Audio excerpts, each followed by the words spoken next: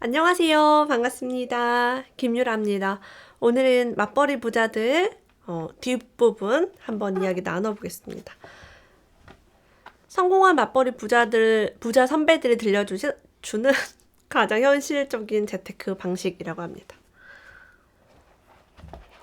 그래서 맞벌이로 부자가 된 사람과 부자가 되지 못한 사람의 차이점. 어떻게 했더니 맞벌이 부자가 성공적인 은퇴 데뷔를 할 수 있었을까? 이야기가 나와 있어요. 성공한 맞벌이 부자들을 살펴보면 이런 작은 목표와 계획은 물론이고 명확한 장기 계획을 가지고 있었다고 해요. 한 달 계획, 일주일 계획을 잘 한 것도 물론이고 마스터 플랜을 잘 했다고 합니다. 자, 마스터 플랜이 뭔지 제가 한번 보여드릴게요. 여기 마스터 플랜이라고 써있죠. 저는 아주 오래전에 이걸 만들었습니다. 이걸 만들었는데요. 한마디로 장기 계획이죠. 내 인생의 평생 계획이라고도 볼 수 있는데요. 이게 저의 마스터 플랜입니다. 짠! 그래서 몇 살에는 뭐 하고 몇 살에는 뭐 하고 이제 그런 얘기가 깨알처럼 적혀 있어요. 보면 이제 뭐 33살, 40살, 50살, 60살까지 적어놨습니다. 돈은 얼마 모을 거고 우리 아이들이 몇 살에 학교를 들어가고 여행은 어떻게 다닐 거고 사회활동은 뭘 할 건지 자아성취는 어떻게 할 건지 경제적으로 내가 몇 살에는 어떤 차를 타고 어떤 투자를 하고 이런 게 여기에 다 써 있어요. 다 써 있습니다. 그래서 나의 미래를 좀 현실적이고 구체적으로 상상하는 게 매우 중요해요. 이런 긴 목표가 있었기 때문에 어떤 이 책에 나오는 사례자는요, 아들이 고등학교 입학할 때까지 무려 15년 동안 저축을 수입의 절반을 했다고 해요. 수입의 절반을 저축해 보신 분은 알겠지만 쉽지가 않습니다. 네, 쉽지가 않아요. 정말 짠돌이 자린고비 소리 들어야 가능합니다. 한 명의 월급을 모두 저축할 수 있었던 이유는 장기적인 마스터 플랜이란 목표가 있었기 때문입니다. 저도 이 장기 목표가 있기에 달려올 수 있었습니다. 자, 열심히 저축해서 집을 넓혀가는 재테크가 자녀 교육 그리고 노후 준비를 동시에 가능토록 하는 수단입니다. 그는 계획한 대로 이루기 위해 7번이나 이사를 했다고 해요. 목표를 향해서 그냥 계속 이사 다니고 계속 집을 넓히고 한 거죠. 15년 동안 지속할 수 없는 절대 쉽지 않았을 소득 50% 저축을 그렇게 달성했다고 합니다.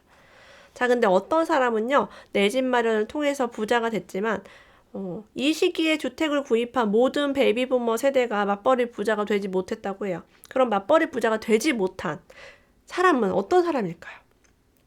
첫째, 저축보다는 대출에 의존하여 집을 산 경우가 많다라고 합니다. 대출만 의존해서 집을 산다면 대출 이자를 내느라 내 돈을 다 거기다 써버리고 추가 저축을 할 수 없었겠죠. 실제 이분은요, 저축을 많이 했기 때문에 대출을 많이 받지 않았고 대출을 많이 받지 않았기 때문에 또 저축을 많이 할 수 있었다고 해요. 그런 어떤 핵심이 있죠. 자, 인생에서 꼭 필요한 5대 자금은 이렇게 되어 있어요. 첫 번째 결혼 자금, 두 번째 주택 자금, 세 번째 자녀 교육 혹은 자녀 결혼 자금, 네 번째 노후 자금, 다섯 번째 긴급 예비 자금입니다. 긴급 예비 자금은 내가 갑자기 아프거나 무슨 일이 집안에 생겼을 때 이제 쓰는 거죠. 이 자금 마련을 위해서 우리는 지금부터 건강할 때, 수입이 들어올 때, 아이들 어릴 때 준비를 해야 되는 거죠. 여기에서는 묶기 효과를 발휘해서 노후 잔금을 모아라 라고 이야기합니다. 묶기 효과는요, 저는 다른 말로 통장 쪼개기라고 표현을 해볼게요. 나의 의지와 상관없이 돈이 내 통장에서 다른 금융기관으로 자동 이체가 되어서 지금 당장 내가 소비하지 못하도록 돈을 묶어주는 효과입니다. 저는 이제 내 집 마련 가계부를 통해서 이 방법을 제시를 했는데요. 여러 통장으로 나누면은 이 통장은 생활비, 이 통장은 관리비랑 그런 보험료랑 통신비 나가는 통장, 이 통장은 남편 용돈 통장, 저 통장은 예비비 통장, 이런 식으로 우리가 통장의 어떤 돈의 그 쓰임에 맞게 나눌 수 있어요. 그럼 나는 생활비만 가지고 사용하는 거죠. 나머지는 다 저축을 합니다. 자, 이렇게 우리가 예비 자금을 갖고 있지 않다면 갑자기 비정기적인 지출이 생겼을 때 적금을 깨는 일이 생길 수 있습니다. 적금을 몇 달 들다가 깨버리고 한두 달 하다 깨버리고 그러니까 돈을 모으는 맛이 없는 거야. 재미가 없어요. 내가 뭔가 해서 탁 1년 돼서 목돈이 됐을 때, 내가 1년 동안 열심히 일해서 돈이 이렇게 모였구나 라는 기쁨이 들어요. 저는 저축을 꾸준히 하는 사람들은 나이가 들면 무조건 부자가 된다라는 자신감이 있죠. 자, 그래서 이들은 예비 자금을 만드는 맞벌이들은요, 월 생활비의 3배 정도를 입출금이 가능한 별도 통장에 보관하고 있다고 합니다. 자영업자이신 분도 굉장히 많으시죠. 요즘 같은 때 갑자기 매출이 줄어들거나 수입이 없을 때 이렇게 월 생활비의 몇 달치 정도를 따로 모아놨다면 어려움 없이 또 이겨낼 수 있을 겁니다. 자, 맞벌이 부자들에게 절대 없는 5가지 돈 관리 비법입니다. 맞벌이 부자들은 이걸 하지 않아서 돈을 잘 모았대요. 월 소득의 70% 이상을 소비하는 과소비인 경우에는 이상하게 할인 혜택이나 세일에 더 민감하다라고 합니다. 여기서 별표할 부분은 월 소득의 70% 이상을 소비하는 과소비입니다. 어떤 사람은요, 전 과소비를 하지 않는데 돈이 없어요 라고 얘기합니다. 여러분, 통장에 돈이 없는 것 자체가 이미 과소비를 한 것입니다. 뼈 때리는 말이죠. 월 소득의 70% 이상을 쓰는 사람은 무조건 과소비라는 거예요. 자기 수입이 적으면 적은 대로 적게 써야죠. 근데 남들 쓰는 거 다 쓰고 난 돈이 없어요 라고 얘기해요. 어쨌든 70% 이상은 내가 쓴다. 그러면 그분은 과소비 하시는 거예요. 자, 근데 그런 사람들이 할인과 세일에 민감하고요. 스스로의 소비를 정당화한대요. 나 많이 쓰지 않아요. 난 알뜰해요. 여기 써있어요, 이렇게. 나는 알뜰하고 합리적인 소비를 하고 있다. 알뜰하고 합리적인 소비를 하시는 분들은 수입의 50%를 저축을 하십니다.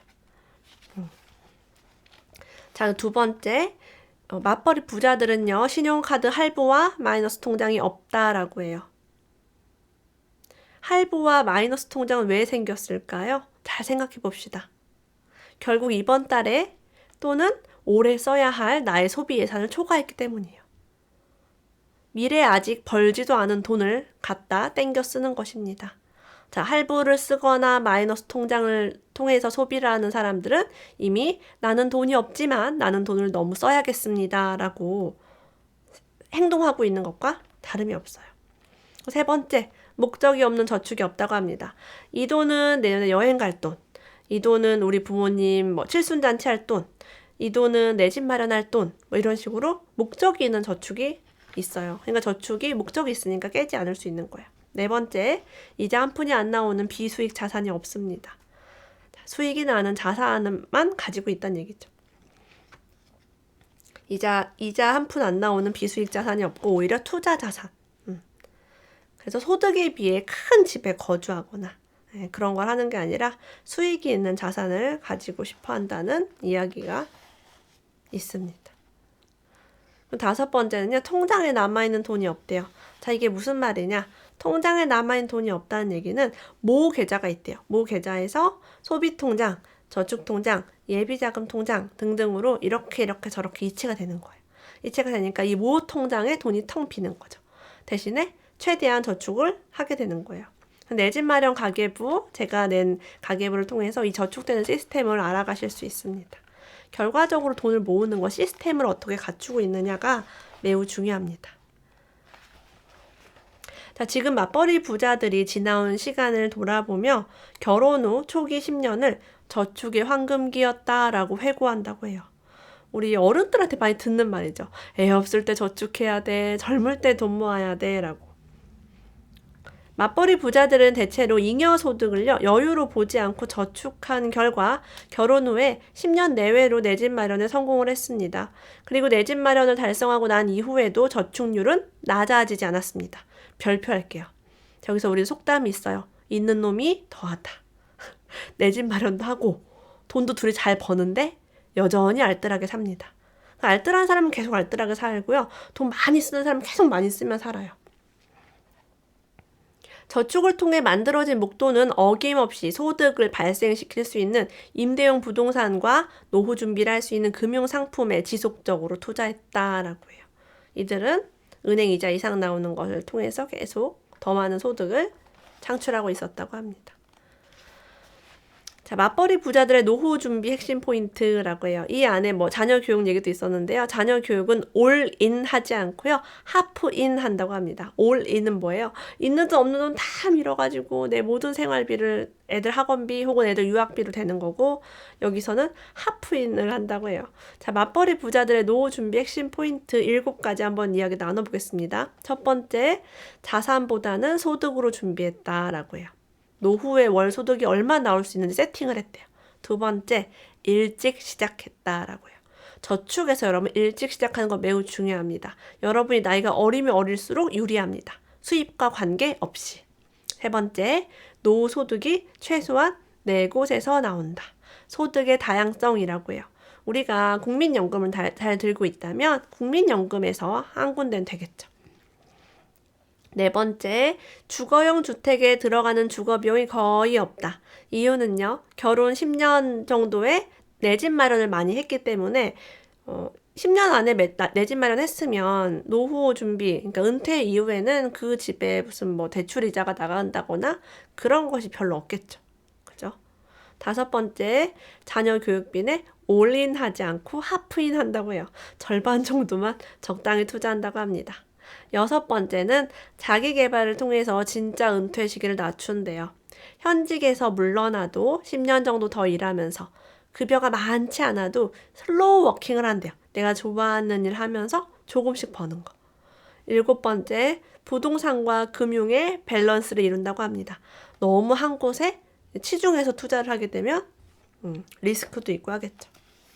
많은 분들이 노후에 저는 시골에 가서 집을 짓고 살고 싶어요 라고 얘기해요. 그럼 지금부터 여러분 땅을 알아보러 다니세요. 그래서 나의 노후는 지금도 돈이 없는데 수입이 없으면 더 힘들어질 거야 라고 생각하지 말고요. 국민연금 100만 원 정도로 나올 수 있게 세팅하시고, 그리고 내가 집이 있으면 빈방을 또 쉐어를 하거나 빈방을 에어비앤비에서 수익을 낼 수도 있고요. 혹은 내가 종잣돈을 많이 모으고 저축을 꾸준히 하면 월세가 나오는 부동산을 세팅해서 노후에 월세 받으면서 지낼 수도 있습니다. 그래서 우리가 오늘 선택하면 내일은 분명히 부자가 될 수 있겠죠. 성공한 맞벌이 부자들이 들려주는 이야기 영상 2개 나눠서 잘 들어봤습니다. 오늘도 함께 해주셔서 감사합니다. 다음에 또 만나요.